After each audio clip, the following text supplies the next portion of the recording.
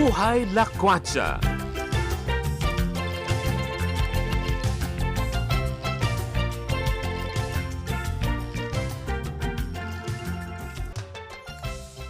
Hello mga kabuhay lakwatsa, mga ka-BL for short.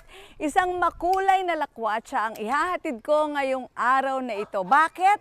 Kasi nandito ako sa Garden Capital of Laguna. Dito mismo sa may Bae o Bay. Ang iba kasi sabi Bae, pwede rin naman daw Bay. Okay, so particularly andito ako sa kay Miss Angie's Garden. Aalamin ko sa kanya kung ano ba sikreto, paano ba tinatanim itong bougainvillea. Kasi di ba parang ang alam ko lang tingnan ang alam ko lang mag-enjoy dun sa iba't ibang kulay ng bougainvillea. Pero sigurado may sikreto dito no? Kaya yan. Pumunta ako ngayon mismo dito kay Miss Angie's Flowers Garden sa Barangay Dila, Bay Laguna. Hello Miss Angie! Hi tita! Hello po si Miss Aida po. Opo, kumusta po kayo?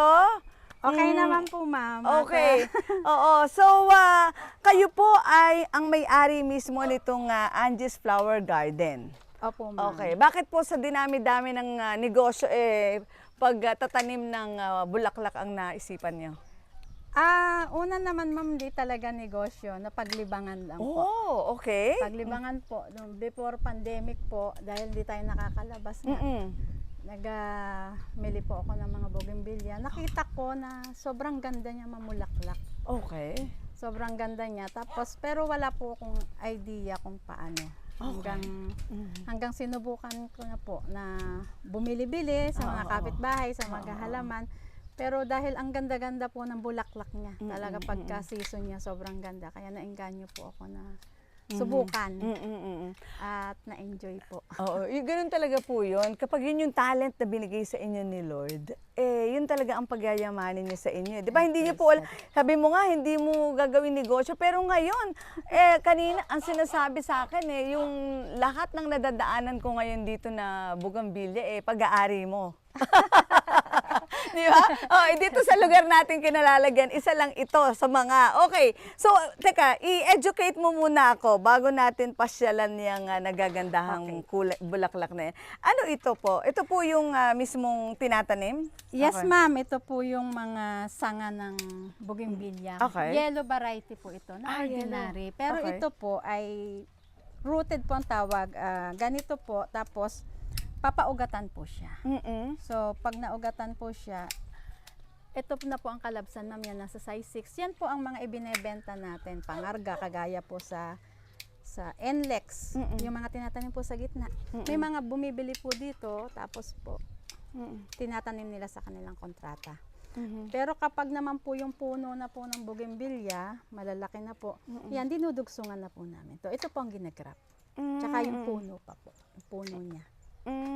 I see. Okay, akala ko, basta pwede ka lang pumutol ng sanga tas tanim mo, pwede na yon. Sa ordinary naman. Pwede kung naman ikaw po, naman sa okay. iyong pwede Nasa naman bahay, po. pwede tutubo na yon. Tutubo na Kailangan po. ba siyang diligan or something? Yes, ma'am, ang namin nito, ang pagtatanim namin nito, ganito. Nasa yan, taas po yung, dapat nasa Dapat taas. yung mas magulang. Apo, di ba, yan, mga ito? brown na po. Okay. Nasa taas po yung kanyang tinik, nasa baba po ang kanyang dahon. Tapos po, dun sa malapit sa tinik niya, parang lapis po, tasahan lang natin. Tapos po, meron po kaming mix na kusot, pino po, tapos garden soil, babasain po yun. Tanim lang po, tapos hintayin nyo na lang po, tutubo naman yan. Wag lang hayaang naka-expose sa inyo. Mga ilang araw yun? Ilang linggo? Mga 1 week po, may mag-start na pong tumubong Supang, daon. may Opo. supang na kung tawagin. Tapos po, baga 15 days po, pag nakita niyang may ugat na, pwede na po yung ilipat, i-transfer po sa size 4 na plastic pot. Okay. Lahat ng kulay na yan, pare-pareho lang ang paraan paano magpalaki. Sa ordinaryong tinatawag, opo ma'am, pero pag sinabing ganito po, na may variety na po siya, medyo mahirap po. May tinatawag kang ordinary at variety. Pag sinabing ordinary, ano yun? Ano ibig sabihin nun? Ang Punta nga tayo ordinary po dito. Gusto natin, mo? ma'am, ay Alin dyan, ordinary? kagaya po nito. Okay. Ito po ma'am, ang tawag dito, guambilya. Ordinary lang po yan. Okay. Yan po yung mga pangarga natin, binibili ng ibang mga customer natin. Marami yan, ibinabakod po sa mga beach, sa mga Oo. sa mga farm. Okay. Ito po. Mm-mm. Pero Tapos? pag mga ganito po naman Yung po, variety. kasi ma'am, hindi na po kami nagdudugsong ng mga ordinary. Medyo may variety naman po yung Okay. dinudugsong natin. Pero sa ganito ma'am, mas mabilis po sa amin ang i-graft kaysa po i-rooted. Kasi ang rooted po ay may proseso po siya, may tinatawag na ICU. Oo, sige, i-educate mo muna nga ako doon sa paano i-graft yun. Ano? Iba yung dinudugtong? Yes, Oo, ma'am. paano yun? Oo. Naalala ko, naturuan ako noon pero limot ko na eh. Okay lang ba? Sige. Tawagin ko ang aking taga-graft. Okay, sige po, ayan. Yan. Pa-demo nga natin yan. Oo, kagay nito ate. Ano to? Yes Oo, po. Ito oo. po ma'am ay variety to. Oo, ayan. Okay, paano? Blueberry ice po. Blueberry. Ang ganda naman. Okay. Sige, yung pag-graph muna. Oo. Okay, ito po Oo, yung na-amaze taga-graph ako. ko. Oo. Si Sige, Dane. anong gagawin? Paano mo nga ipakita mo nga? Kailangan po ma'am, yung rootstock po natin ay stable na po. Para ma-support niya po yung gagrap po natin. Yun po ang, ano po, Yun ang number one. sikreto. Sikreto po. So Kasi po pag ito po ay hindi po established, hindi niya din po kayang i-support yung grafting natin. paano mo masisigurado na ito ay established na? Natubo po yan na ma'am ng sarili niyang ordinary. Mm. Ito po kasi ang rootstock po natin ay ordinary po. Okay. Pag tumubo na po yan, pwede na po natin siyang putulin at igagrap po natin. Ito. Okay. So, ito. Ito, bago tumubong ganito, gaano katagal yan? 14 days po. Gumanyan na yan? Yes ma'am. Talaga? Ito po ma'am, ito po ay halos isang buwan na po. Oo, ang ganda naman. Okay. Okay, dagdag ko lang ma'am, Okay, bago po sige. kasi kami mag-graft, sa iba po na papanood namin, pwede namang i-graft agad. Pero sa amin po, pinauugat na muna namin ang rootstock niya. Kumbaga buhay na po siya bago po namin siya i-graft. Kaya stable na po yan. Malalaman niyo po na pag marami na siyang dahon, marami na siyang stable na siya. And ano naman to? Ito yung sinasabi niyo sa akin kaninang kusot ba? Anong tawag Yes dyan? ma'am, ang mix po natin ay kusot, rice Hindi hull. pwedeng ordinary na lupa. Ma'am, sa amin Pwede. ito yung gamit namin, pero sa iba pong maghahalaman, may gumagamit Pwede po din yan. naman yan. Opo, Kaya lang, mabigat mas lang. at saka mas, ano ba to, mas mataba ang ano niya. Siguro sa amin, ma'am, nakasanayan namin to. Okay naman siya, maganda naman ang outcome niya. Yun lang, ang ano lang niya, pag masyadong mahangin, syempre hindi maiwasang gumalaw compare po sa garden soil na puro na. Pero ito po, masarap siyang diligan, mabilis ang pag-ano ng tubig niya. Mabilis mag-absorb. Absorb siya kung Mag-absorb. kailangan. Okay, paano yung pag-aalaga nung ano? May mga specific bang klase ng pag-aalaga bawat kulay? Ganito ma'am, pag naman siya naidugsong mo na, kita mo na nabuhay siya, Oo. nagbibigay na po kami ng ammonium lang po muna ang aming fertilizer. Ammonium lang po muna. Tapos po, habang siya'y tumatalbos, kailangan ma'am masipag kang mag-trim. Trim po ng trim para mapakapal natin, mapalabas natin ang kanyang sanga. Kumbaga, tumigas po ang sanga.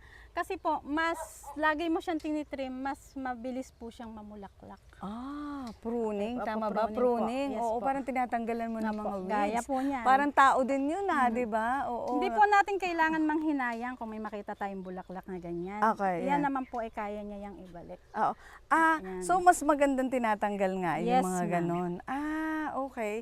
So, kagaya nito, ang dami nitong green half mo dito. Ang dami. Oo. Ang dami Kulay, iba-ibang kulay to, tama? Okay. May yellow, may puti, tapos may pink, no? Opo, pink. So ibig sabihin, iba-iba yun yung nilagay mo Iba-iba doon. pong variety po ang Yes, ma'am. insert po natin Iba-iba. dito. So ibig sabihin, pwede yun, yung maramihan. Marami po, depende po. Kasi po meron pong ginawa ko po doon is 15 colors, Oo. meron pong 18, may Okay. 16. Okay. Ganun po kadami. Okay. Depende po sa gusto nyong mangyari sa grafting. Okay, sige. So Miss Angie, napag-alaman ko nga na ang dami, napalawak mo na to. Imagine, di mo nga planong gawing negosyo, pero ngayon, kabilang ka na doon sa, yun nga, established na garden, ano dito sa Bae na alam mo, malapit na. Sabi nga ng tourism office, hindi matatapos ang taon.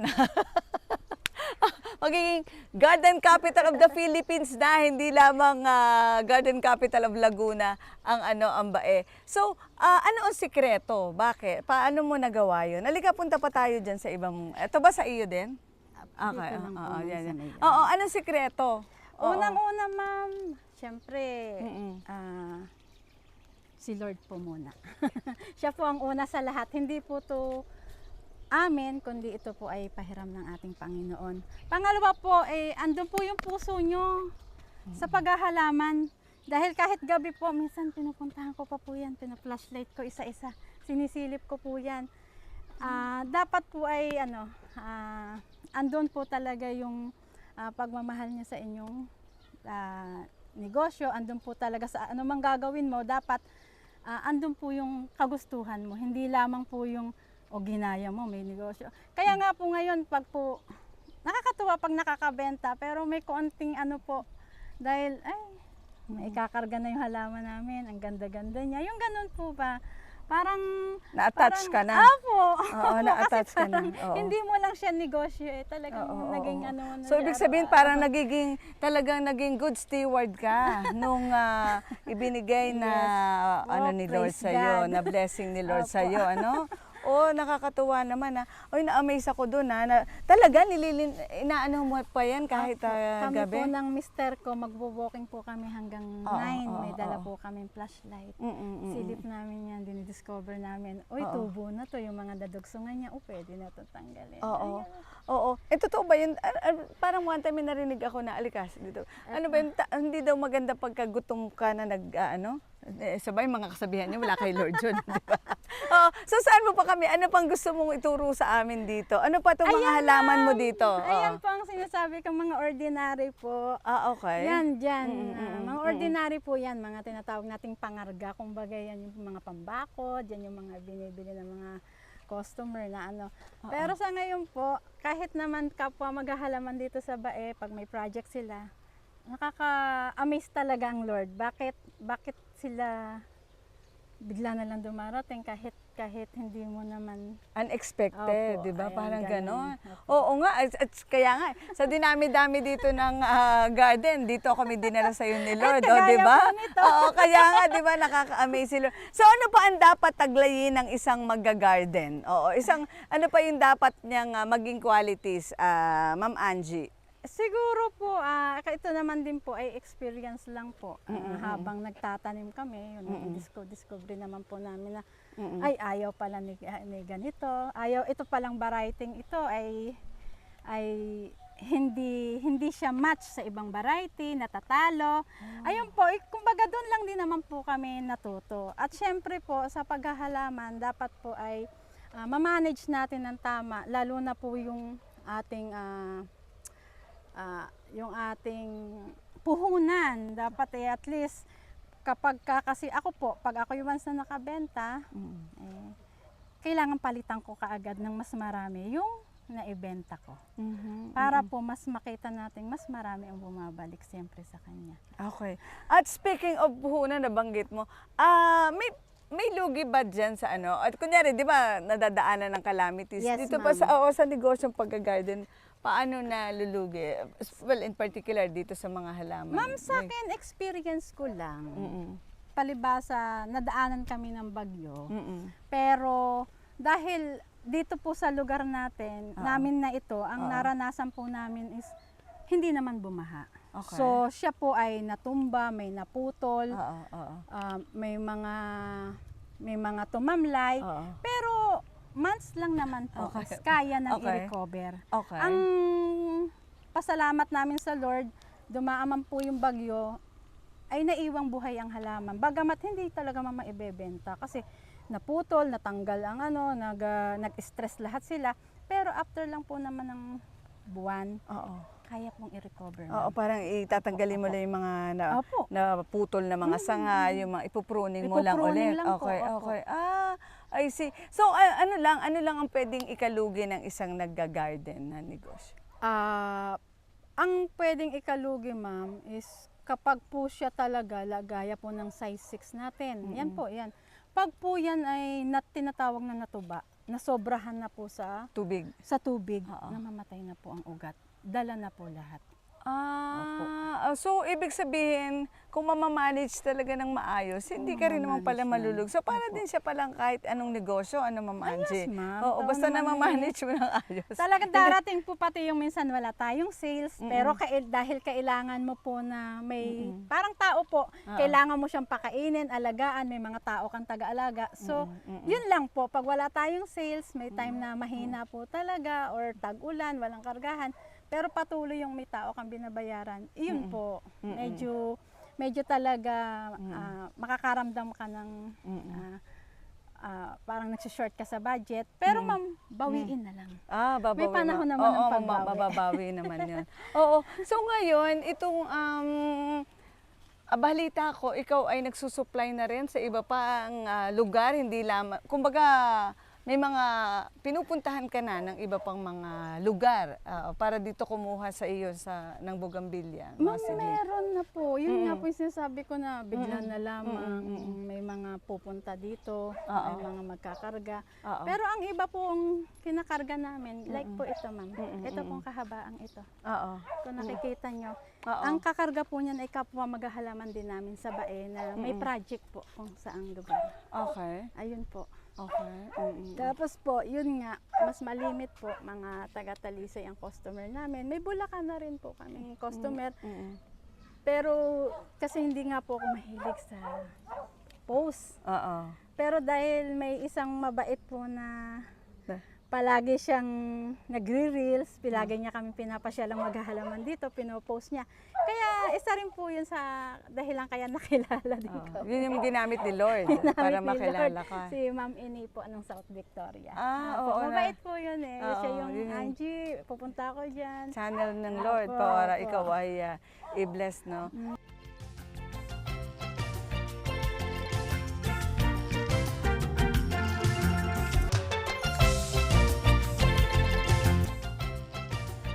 Po, mga gaano katagal mo na itong inaalagaan? Ito po ma'am ay 6 Ano months pa natin. Wala pa. Wala pa po. Yung Wala pa ay po itong 6 magto 2 months pa lang po. Yan. Okay. Ito po ma'am, may mga bagong graph. Okay. Ganito po siya. Dapat po sana, kung ganitong panahon na mainit, okay lang po sanang net ang nakalagay. Pero kung kung sige ulan, dapat po sana may pandong. Pero minsan sa sobrang dami. Oo, hindi mo na kaya yung pandong. Ayan po. Dapat po yan. Okay. So, importante sa isang lugar na yung Bulaklakan Garden, talaga dapat medyo malamig yung lugar mo. Hindi po ma'am. Ang gusto talaga nito, itong panahon to. Ang gusto nila. Okay. Pero dahil po ito ay bagong graph, hindi pa po, mahina po siya kung maulan. Pero kung ma'am ganitong init, okay lang na net. Okay. Okay na po yan. Pero wag lang talaga yung sobrang ulan, nasosobrahan sila sa tubig. Medyo yung iba, ganito po ma'am ang posibleng mangyari. Hindi po siya nagsusurvive. So ang gagawin mo, tatalian mo muna ng plastic? Yes ma'am, pag bagong graph po, dapat po ay may tali tayo. Natali. Pag po ngayon kumapit na siya, pwede na po yan tanggalin. Pero dahil mahangin po dito, hinahayaan na lang muna namin may plastic. Okay. So kung ang isang nanonood at nakikinig ngayon, gustong magnegosyo ng pagga-garden, may puhunan bang kailangan ihanda na malaki or ano? Pero ikaw nga sa case mo, 'di ba? Kumbaga hindi mo akalain, 'di ba? Sa magkanong halaga ka ba nag-start? Una po kasi nagpaalam ako sa mister ko, sabi ko, mamili akong halaman at ako'y maghalaman tayo, mag-bougainvillea. Sabi niya, sige, nagyan niya akong 30,000. Sabi ko, konti lang pala yung nalagay kasi mother plant ma'am ang una namin binili. Kailangan may mother plant kayo. Sabi ko, konti lang pala to. O sige, hanggang ma'am nauwi sa 80,000. Pero yung 80,000 dahil nga yung iba, mother plant, hindi pa talaga man pambenta, nag-start ka pa. Bumili pa rin kami hanggang umabot siguro higit 100,000. Pero doon na po kami nag-start, nagputol na kami sa mother plant, tanim-tanim. Tapos namimili pa rin po kami sa iba, nag-aangkat po kami. Hanggang sa bawat benta po, binabaligtad namin yung aming pera. Pagka kami nakabenta, kukuha ng kita, bibili materyales, then mamimili pa ulit po ng mga halaman hanggang sa dumami na po. Okay. So, yun pala yun. Nagsimula. Kasi dapat, binanggit mo, kailangan may mother plant. Ano Yes, ibig ma'am. sabihin nun? Yung parang pagsisimulan ng Opo, lahat? namili po Halika, kami halika. nung Oo, nasa... para yan ang background Dito natin. ma'am kasi wala dito ang mother plant namin Oo, kasi puro oo. grafted to. Pero yan ma'am, gaya yan, mother plant yan. Okay. Okay, palalaguin po natin yan. Oo. So kapag matured na ang sanga, pwede na po natin yung kuhanan. Let's say sabihin natin, ma'am, ito lang. Kunwari dyan. Pero marami po yung laman eh. Pag nakakuha tayo, sabihin natin na sige, 100 pieces lang muna ang mabuhay natin sa size 4. Tapos ilipat po natin ng size 6. Oo. Mabenta po natin ng 120 pesos ang isang size 6. So magkano na po yung... Ito times mo. Opo, di may 12,000 ka na kaagad, di ba? Ah. Ganun po yun. Kung 100 pieces lang po yung inyong makuha dyan, pero marami po ang makukuha dyan. Lalo na po kapag lumago pa siya. So pagka nakakuha na po tayo dyan ng mga seedling, mga 6 na buwan uli at nakita nating matured na uli, pwede na po uli. Okay. Ang isa, kunyari may pera naman yung isang nanonood, isang na nakikinig. Pwede ba siyang mag-garden business na right away? Or madali na sa kanya yon or Yes, ma'am. okay. Yes, ma'am. Basta ang puso mo ay nasa halaman. Pero kung wala, Kung wala man, huwag mo na subukan. Baka ikaw ay madismaya ka pag ikay binagyo, pag nakita mong, parang ganyan na mo. Bakit puro kalansay na ito? Parang maganyan ka, mag-worry ka na. Pero syempre, ma'am, may proseso. Kahit ganyan yan, isang araw makikita nyo yan, punong-puno na yan ng bulaklak. Punuin niya yan. may pag-asa pa yan. Yes, ma'am, di ba? At sa tingin natin parang wala. Pero ma'am, siguro mga 1 buwan pa. Puno yan, ma'am. Okay. Punong-puno yan, maglalas po yan. I see. Magiging ganito po yan. I see. So sa ngayon, itong gardening, itong paghalaman, ang bumubuhay sa inyong family po. So, Hindi naman, ma'am. Okay. Kasi si Mr. ko naman po yung OFW. Meron din po siya. Blessing po to sa amin dahil kung bakasyon siya, may sumusuporta po sa amin. Hindi po gaya dati noon na talagang pag bakasyon siya, medyo Nga. nagpipiligro-piligro na rin po. Okay. Hindi maiwasan. Pero kumbaga, siya, nagbabakasyon po siya dati, 2 months, kasi aalis na po, medyo short na. Hindi kagaya ngayon, 5 months na sa Pwede hindi na umalis, may malago nagsusupport. At nawa nga po na dumating yung time na hindi na nga siya aalis. Dito na lang kami. I see. Thank you po. So, yan po si Miss Angie ng Angie's Flower Garden. 'Di ba? Ang dami nating natutunan sa kanya. Grabe. Pero ang pinaka-amazing doon talaga, based doon sa naging kwento sa atin ni Miss Angie, ayun nga, kapag yun yung binigay sa iyo ng Lord talaga, kailangan i-handle natin. Maging good steward tayo. At sigurado, palalaguin niya ni Lord, di ba? No matter what. Kahit padaanan niya ng mga bagyo, and so on and so forth. Andun pa rin. Pagpapalain pa rin. Okay. Bye-bye. Para po sa ating How to Be You segment, naisip niyo po bang maging plantita? How I wish. Gusto na isip ko, pero parang yung puso ko parang hindi. Kasi iniisip, kasi lalo na ngayon, na marami tayong na-discover na dapat palang magtaglayin ng isang magiging plantito at plantita. So, naisip ko lang na parang ang sarap tingnan kasi ng mga halaman, lalo na kung mga bulaklak. At hindi lang yun, hindi lang ordinary na mga bulaklak. Iba't ibang kulay ng mga bulaklak. So, ang sarap sana, no? Yun. So, and then, pero alam ko, may mga naririnig dati na kasabihan, sabi, pag daw hindi, ano nga yun? Ano yung kamay mo, ma'am? Ano yun? Pagka hindi green thumb. Pero kay Lord, lahat green thumb yan. Di ba? Pero ako, kumbaga lang, dahil hindi ko sinisimulan sa mga panahon na to yun, dahil alam kong wala akong oras, hindi ko siya papag-ukulan ng pansin. So, mababaliwala lang din, ibig sabihin makamasayang lang. Pero who knows, malay mo, sa retirement ko, di ba, retirement yan. Di ba? Maghalaman ako ng mga bulaklak. Di ba? Sige po. So, also sa atin pong paghahatid sa inyo ng ating mga sikreto sa buhay, kasama natin, kapartner natin, ang Immune Advance at ang Plavon Pro, mga produkto ng Rich Corp. Bye! Naku, alam niyo, ang dami nating natutunan, ano? Ako po, ang dami kong natutunan. And kayo din po, I suppose, marami kayong natutunan sa ibinahagi sa atin ni Ma'am Angie. No? Nalaman natin doon na yung negosyo pala ng pagga-garden ay para din katulad ng ibang negosyo. Kailangan mo rin na tutukan, kailangan mo rin na bigyan ng focus. At higit sa lahat, yun pong paalala ng Lord sa kanyang mga salita na dapat magiging good steward tayo ng mga biyaya na kanya pong ibinibigay sa atin. And dami nating nalaman na sikreto, di ba ha? So, ngayon na napanood niyo na po yung ating episode at may balak kayo na mag-set up ng isang negosyo na pagga-garden at yung flower shop mismo. So, yun po, I'm sure natuto po tayo. Okay? Kasi sabi nga po namin ni Partner Consi dito sa ating Buhay Lakwatsa, hindi lang tayo dito nagbibigay ng mga, hindi lang namin kayo dinadala sa iba't ibang mga destination. Dinadala rin po namin, tinuturuan din namin kayo na matuto ng mga bagay-bagay. Dinadala namin kayo doon, di ba? So, ayan na po. Lagi namin sinasabi sa bawat episode natin, there's a lot more to see. Love the Philippines. Ako po si Aida Gonzalez. Hanggang sa susunod. Bye!